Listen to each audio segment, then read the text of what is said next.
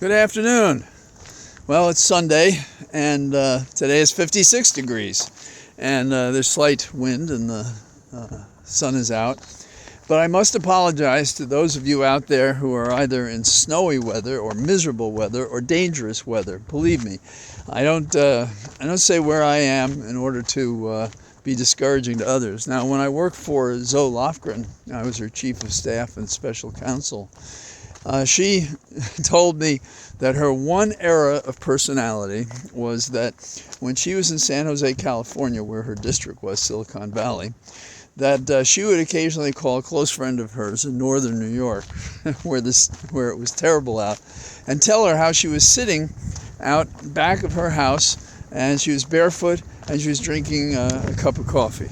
Now, I don't know if that's the worst thing she ever did, but she obviously meant it to be humorous, and her friend didn't disown her, so I guess that's what happened. So in terms of what's going on now, I think it's very interesting to see the Republican Party split, almost between the House and the Senate, and over, of course, Zelensky and Ukraine. We have some R's want to put on the brakes. They're mostly in the House. But then we have Minority Leader McConnell in the Senate, who was very concerned about defending and helping Ukraine. And he's traveled abroad to that effect. And he was present in Finland, I believe, to show that he was no isolationist, to show that he supported the fact that Finland was joining the NATO, as was Sweden. So you see the difference between the two. That is to say that he is concerned about what may happen if we do nothing, whereas those who've tied their futures to Trump have compromised the future of the nation. And so that is our problem going forward. What are we going to do with the Republicans who have already been traitors in a very real sense, not all of them, but Hawley and company. And we have also those who sidle up to Trump because they expect, obtain, perhaps are threatened by Putin to do what they're doing, which is kind of interesting. Now, the Republicans have been isolationists before in history. Woodrow Wilson's stroke was probably directly attributable to the fact that the Republicans opposed him for trying to create what would have been a UN, and they prevented us from being signatories, which basically made it a debating society without any muscle.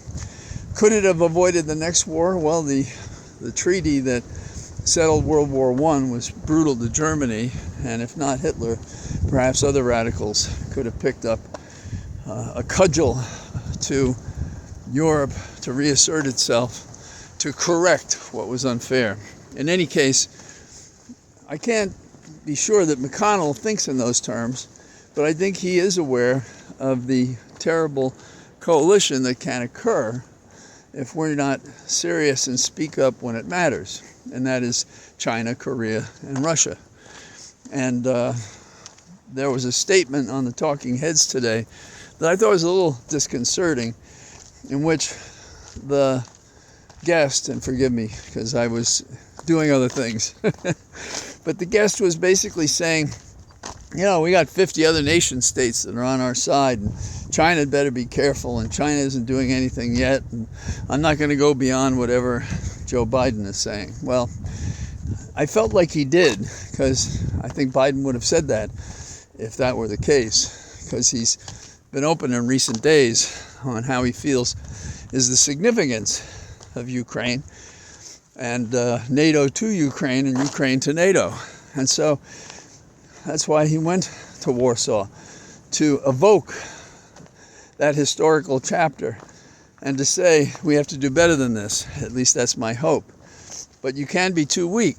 You can't be given the support to Ukraine to fight the war, but not quite win it, when you're saying, they don't need the planes, when they think they do. They don't need certain tanks, when Ukraine thinks it does. So this is the real problem there. We're not all in.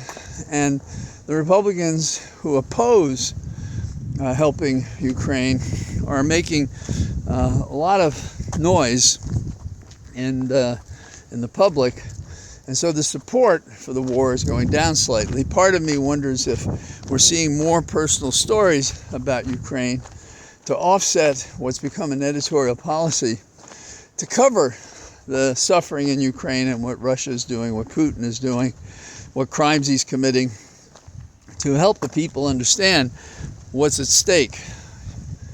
And I don't want to say it, but the implicit message of the warriors, if you will, are if not us, who, if not now, when. And it's kind of ironic that we sort of just do enough, but not quite enough. So there's that.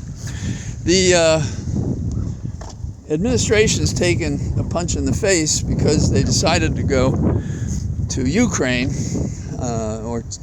and to Warsaw rather than to go to Ohio, where the train was derailed. And maybe that's a hard choice, and it doesn't mean Biden won't go there.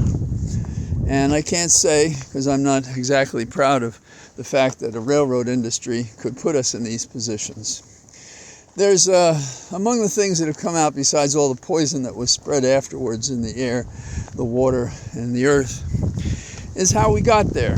There are what they call hot boxes, and they measure the temperature of the rail as compared to the temperature around them. So what does that mean?